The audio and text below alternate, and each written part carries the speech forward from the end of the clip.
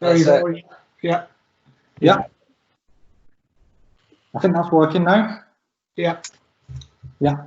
So just saying, just coming back to the cheetah, this was some amazing work by the University of London, which actually found that the cheetah had an amazing acceleration ability, but what was distinct was its deceleration capabilities. And we can just see that in a minute. I'll just let you watch this little bit of a clip as we carry on.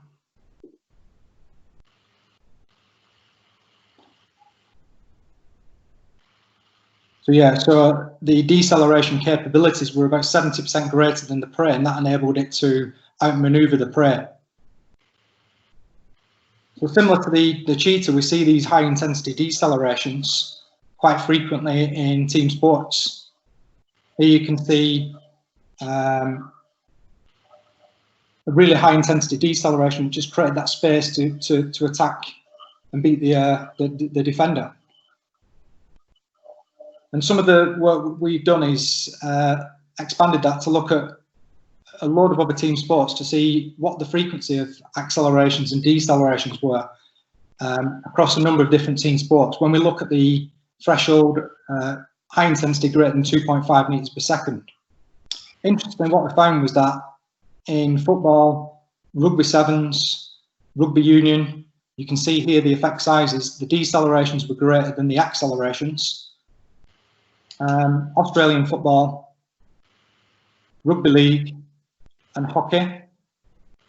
And interestingly, when we got to American football, there was a greater frequency of accelerations compared to deceleration. That was quite large. But when we looked at the very high intensity threshold, what we found was that the trend dropped slightly there with American football, and in particular some positional roles, you can see here, really high frequency of deceleration compared to accelerations when we look at the very high intensities. So what we know here is that team sports, there's a really high frequency of decelerations. And is that the same when we look at the forces? What we'd expect if there's greater rates of deceleration, we'd expect there to be greater forces accompanying that. There's only currently one study which has looked at the deceleration, acceleration, and player load in competitive matches, and this study here reported that in soccer players, elite soccer players, there was 54 decelerations and 76 accelerations, all above 2 meters per second. Notice that that's a slightly lower intensity threshold than what we examined in the systematic review previously shown. But what they found was quite interesting, that the accelerations had a greater magnitude of load than any other activity. But again, it was the decelerations which had a really higher level of mechanical load, about 38% greater than accelerations and around about 70% greater than any other match play activity. So the decelerations, the high frequency, are accompanied with quite high mechanical load as well. Now, when we look at the actual ground reaction force profile, this is some recent data from Liverpool John Moores, where they look to identify the ground reaction force profile of both acceleration and deceleration. And again, what we can see here with this graph is quite interesting, that the load profile for deceleration is very, very unique and significantly higher than what we've got in terms of the acceleration ground reaction force profile. This was the second step in the acceleration, a maximal acceleration, and the second step in a maximal deceleration. And the thing which stands out here, which you've probably all seen, is that the really high magnitude of that load, but the rate of that loading as well, less than 50 milliseconds compared to your peak on your acceleration, which was a bit more smooth, around about the 150 millisecond point. So it really highlights the importance of really high rates of force production for deceleration, and being perhaps the ability to pre-activate the muscles prior to ground contact being really critical for the deceleration loading. Similar in change of direction, we've seen them similar kind of shapes again. Here you can see some ground reaction force acceleration data taken during a quite severe change of direction task, 135 degrees. And what we can see again is that there's a really high amount of force, particularly in the steps prior to the change of direction. The red spike is the penultimate step, which is the one prior to the plant step, and the orange curve is the ipsilateral step. So you can see here it's the deceleration steps which are really important, and players who can increase that deceleration rate in those steps prior has been shown to reduce the amount of mechanical load in the final footstep. So again, really highlighting the importance of rapid decelerations and being able to reduce the amount of mechanical load that they potentially might experience in the final plant step. Also, from a performance perspective, players with greater deceleration in them steps prior also had better change of direction performance times. So just summarising what we've just covered there, really deceleration load really high in team sports due to the high frequency and the high magnitude of loads, and that obviously poses a great risk of tissue damage to players. And ultimately that's going to influence the movement behaviour, the pacing strategies, and the way that the player moves throughout the game. So if we can increase that, or we can reduce that risk of tissue damage, and then we can potentially enhance movement behaviour during the match. So what we proposed in this paper here was that if we look at these important modifiable factors here, we can potentially improve deceleration capacity of players, and then potentially reduce the likelihood of them getting risk of tissue damage, and hopefully enhance explosive movement performance throughout the game. So the big question we ask there is, how do we adequately prepare players, and do we adequately prepare players for deceleration? So in terms of what we currently know about this, there's limited studies really which have examined the underlying technical and neuromuscular tendon properties needed to decelerate maximally. There's a few studies which have examined some of the underlying qualities. I'm just going to highlight a few of these. Quadriceps and hamstrings have been the main areas of focus for deceleration, and we can see here the quadriceps and hamstrings, their pre-activation ability was found to be really important in a maximal deceleration task.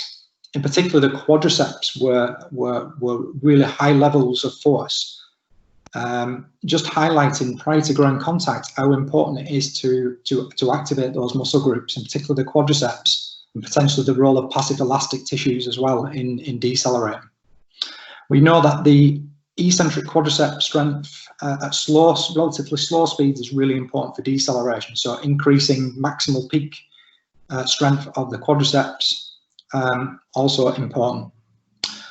Interestingly, some studies, and there's growing evidence on this, have shown that faster velocity concentric force of both the hamstrings and quadriceps could also be an important underlying contributor to deceleration ability.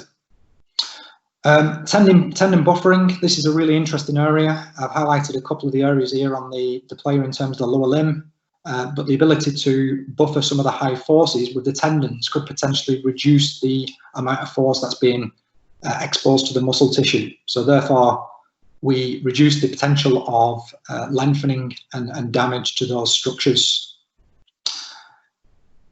In terms of the technical elements of deceleration, we know there is a technical orientation of braking force, and also the lowering of centre of mass is something that's been also highlighted as a key quality. And also a perceptual awareness of braking load tolerance. So those who've had more experience and more calibration to the tasks likely will be more willing to enter at higher velocities. And there's some literature around that which suggests that players may regulate the speed based on the deceleration load that they know they can tolerate. So just quickly running through how we're currently testing deceleration. You can see here it's either being tested using a change of direction task or a straight line acceleration to deceleration task. And as Ola has already mentioned, possibly briefly, he talked about the 1080 as a means for getting direct indicators of change of direction performance. Similar to radar and other technologies such as high-speed camera videos, you can get direct indices of deceleration during a change of direction task. We've also got these indirect indices such as the change of direction deficit and deceleration deficit. But over here on the right-hand side with the straight line ACCEL to DECEL tasks, we've got two means at the minute which are currently being used in the literature. One which just requires the participant to stop at a preset distance, and the other which requires them to decelerate once they've achieved a distance. So that could be, for example, 20 meters. They have to put on the brakes. The advantages of the one which I've highlighted, the straight line, is it enables deceleration to be looked at as an isolated construct without the technical demands to change directions, are very similar to with what we look at with rapid acceleration ability. So this is currently the where we've looked at measuring maximal deceleration ability, and this is currently under review at the minute. And monitored using radar, we can get the player to perform a 20-meter sprint acceleration, and at the 20-meter point, try to decelerate maximally before performing a back pedal. The trial is only successful if they achieve a 5%, within 5% of their maximal 20-meter linear sprint time. So it avoids any pacing strategy or a significant amount of pacing strategy anyway prior to the deceleration. So we're getting consistent distances and speeds of when the deceleration commences. So here you can see a velocity profile that we collected from a player. And I've just highlighted how we've broken this down into the early and late deceleration phases. This is a pretty quick player. He's achieving, you can see here on the left some of his figures, he's achieving a peak velocity of around about 8.6 meters per second with an average deceleration of 5.28 and a maximum deceleration of minus 10.25. Now, just a couple of things to highlight here. The early deceleration phase seems to be particularly important in terms of the overall deceleration performance. So we can calculate a ratio of the early to late phase, and with some of the correlation analysis we've looked at, players who can decelerate early, who can create higher rates, seems to influence the rest of that profile. When we start to profile the player, and you can see here a horizontal braking profile taken from that data, we can see here the ranking of this player in all of those stats. So we can see his Vmax is number 1 out of the squad that we looked at, and we can see he's obtaining pretty good deceleration values as well. He's up near the top. So that's quite interesting. The other thing you've probably noticed here is that his high speed that he's attaining, even though he's got good average decel and max decel capabilities, his distance to stop and time to stop is affected by that. And that's something that's been reported in the literature at the minute, particularly around about change of direction studies. You know, and is there a trade-off in terms of that velocity and an ability to change direction? Now, Daniel may mention something on this previously, Daniel Cohen, but this is some of the data that we've got from vertical strength profiling of the braking capabilities, and a recent study that we've completed which has identified differences between good and bad decelerators. What we can see here with this player is that his vertical strength profile is eccentric metrics. He's the bottom of the pile out of the 9 players that we've profiled here. However, his concentric isn't too bad. So we can see here there's a real need with this player, if we look at his vertical profile, to work on these eccentric qualities: eccentric peak force, eccentric deceleration RFD, and eccentric duration. So just to get into training methods and some ideas around this, and I suppose this is the big area at the minute in terms of just how we can perhaps prepare players using different interventions. And the way we've looked at this is by breaking it down into braking force dominant exercises, braking power, and braking velocity dominant exercises. So hopefully we address all elements of that force velocity curve from a braking perspective. So here we can see some of the interventions that we've identified from a force perspective. We can see gym and field-based interventions, and I'm going to give you a few examples of these in a minute. But you've got the gym-based, slow accentuated eccentrics, slow eccentric tempo, yielding isometrics, targeted isolated eccentrics, field-based interventions there. And then we've got more power-orientated and velocity-orientated interventions.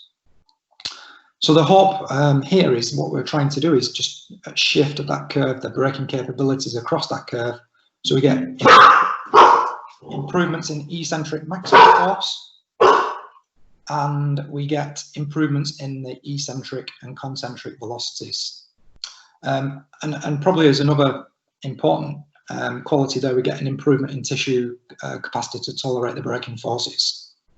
So just finishing off by just showing you a few different examples. Here's some braking isometrics.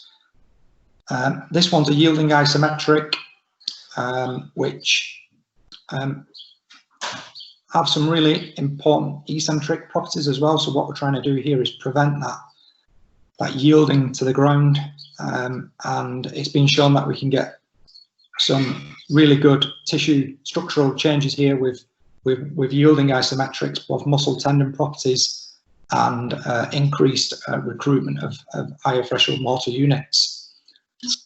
Here's an example of a isometric horizontal push in a braking position.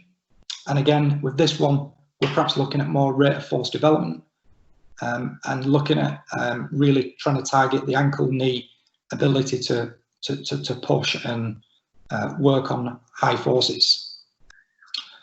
And then we've got joint-specific isometrics here, which are particularly targeting areas which we know are needed to be able to buffer the high forces, and again, perhaps targeting important tendon properties around the ankle joint here seems to be really key for deceleration. This one's a tibialis anterior exercise, and the tibialis anterior has been shown to be quite an important area for force, for buffering of forces, attenuating forces, and distributing forces throughout that ankle joint.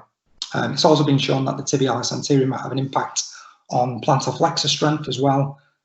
So generally we're getting a stiffer ankle joint and increasing the ability to brake. So here's some braking force example exercises.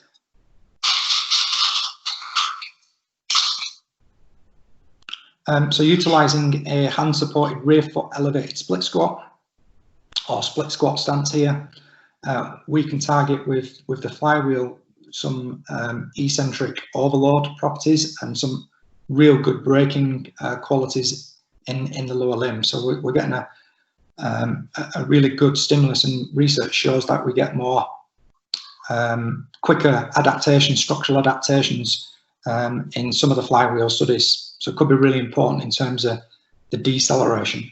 Current studies show that flywheel has a really positive effect on change of direction ability.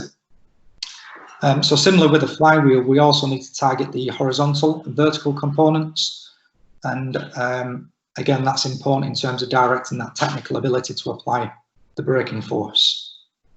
Here's some examples of field-based, again, just applying some assisted and resisted concepts. So here we can see an assisted horizontal hop, where we're just trying to prevent that forward excursion of the body. And again, just trying to recruit timing, improve force, attenuation abilities, and ensure that we're utilising both limbs, because that is a problem with braking and high intensity deceleration, that we could get some amount of asymmetry. Another example of a field-based braking, just slowing the movement down, trying to augment the braking forces with these braking steps. And again, these have been shown in some interventions to be quite impactful in terms of, again, changing tissue structures and just enhancing the ability to distribute forces. Moving on to more velocity element, here we've got an example of an attenuated eccentric loading movement, where we're just trying to emphasize greater eccentric velocities. We're trying to increase that ability to unload and target that eccentric deceleration RFD capabilities.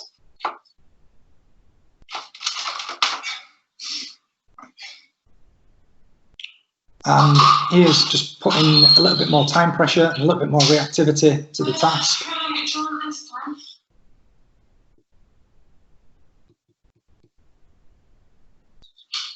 And again, just increasing rate of force development, increasing the ability to put on the brakes quickly and more in an unanticipated scenario. Finally, just to comment about braking complexes with this framework, we can start to think about not only combining concentric and eccentric contractions, but I think really important for deceleration is this what these authors have referred to as adaptive forces. Combinations of eccentric and isometric actions have been shown to be really important in terms of neuromuscular system to adapt to external forces. So here we can see an example of a low volume isometric plyometric complex.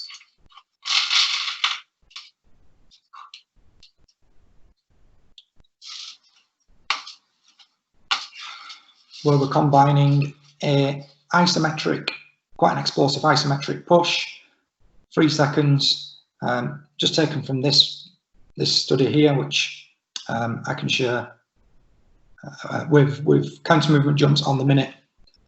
And what they found was really interesting, just using a low volume microdosing concept, that we can get increases in maximal isometric force, increases in rate of force development, particularly when we utilize the isometric position at shorter joint angles. The plyometric action is quite important in terms of re-optimization of those neuromuscular coordination patterns. So just transferring the force we've got from the isometric into the rapid eccentric action. So just some final thoughts in terms of moving forward. I think deceleration abilities could have a significant influence on player health and performance capacity. At the minute, we don't really have profiling for maximum deceleration abilities, and I think it's really important that we do this alongside the acceleration abilities so that we can identify individual player training needs.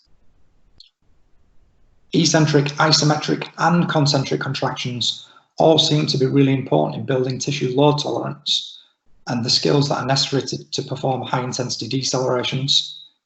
And the low volume, high intensity microdosing could be a really useful method, not just for in-season, but possibly in-season strategies to build player robustness to deal with high braking loads. So thank you all for listening, and yeah, prepare the brakes. That's great. Thanks very much, Damian. We might just take just a couple of questions, and then we'll pop to Daniel, because I know time is getting short. I guess I have one question, and that's in relation to, so with most of us, I guess with all humans, we're inclined to get more injured when we're tired. So you've come up with a good framework there for how we can start to move towards a framework for training deceleration capacities. And, you know, it's something around, we need to train the skill of it and expose people to multiple deceleration tasks. There's something around tissue adaptation and making tissues more resilient. There's something about, you know, the coordination skill and so on. But I'm wondering about deceleration and fatigue, and what do we know anything about that? Because it seems to me that the edge will come off your ability to decelerate. As you know, I think deceleration might be very sensitive to fatigue, and then that will drive performance down and injury risk up. So I was just wondering if you had any perspective on that, or perhaps Ola, if you wanted to weigh in, or anybody else. Yeah, it's a very good question, I think, that, John, because I think there is quite a few studies out there which have explored, you know, quite high intensity deceleration protocols and examined the influence that has on markers like muscle damage, you know, isometric force potential, perceptual feelings of soreness, and, you know, players, you know, just a small, you know, I think 12 repetitions, 10 repetitions of heavy high intensity decelerations, players have been shown to be at least, you know, 72 hours to recover from that. So I think, if not longer, you know, I think there's a need to understand, you know, how we can protect players from them from them kind of like fatigue responses. I think that's really important in terms of how we could potentially use some of these interventions to perhaps acutely protect players from the damage which they're experiencing when they decelerate. But I think from a fatigue perspective as well, there certainly is an impact on other high intensity movement actions, and there's a couple of studies which have showed that as well. I guess the other implication that seems pretty obvious is the fact that we've typically neglected to measure and regulate high intensity decelerations in training. So we have this kind of gradual progressive overload in strength training or in ACCELs or high intensity speeds, but not necessarily in DECELs, where DECELs are maybe causing the most damage. So we obviously need to start moving towards some philosophy that is tracking the number of DECELs and progressively enhancing players' resilience rather than just neglecting them. Could I just ask you for one other slight clarification? Yielding isometrics isn't a very common term, so could you just maybe define that in terms of the length of hold and so on, just so everyone is clear on what they are? Yeah, I think, you know, the timing of the hold, there's not a great deal of research on that at the minute in terms of what are the optimal timings for the hold position. You know, some people I've seen using these in kind of like extreme isometric holds, like up to 4 or 5 minutes. But I think, yeah, in terms of getting that dosage correct, in terms of the impact that it's going to have and the potential benefit it's going to have, particularly on, I think, endurance, eccentric kind of like endurance capacities, being able to, yeah, sustain them or resist those joint flexions, I think could be a really important intervention to be able to do that, because it's been shown it also has eccentric characteristics. So it has some similar characteristics as an eccentric muscle contraction. So in terms of neural elements as well and neural control, it could be quite important. Well, I think that's just an interesting point, you know, or something to consider when we look at our toolbox of training options. We never really think about long hold isometrics, but they are a potential tool that are very safe, you know, especially if you're someone who's sensitive or injured, or you're trying to, you know, desensitize them to pain stimuli or whatever. You can generate high loads and energy effectively, so low fatigue, high tension across the tissue, so you can stimulate tissue remodeling. So I guess we don't know enough, but they are there as an option, certainly for some players some of the time, that we don't really think about. So that was just my thought there. If anyone else has a question there for Damian, please shout. If not, we'll jump on to Daniel. No pun intended. I presume I can't hear you laughing because you're all muted.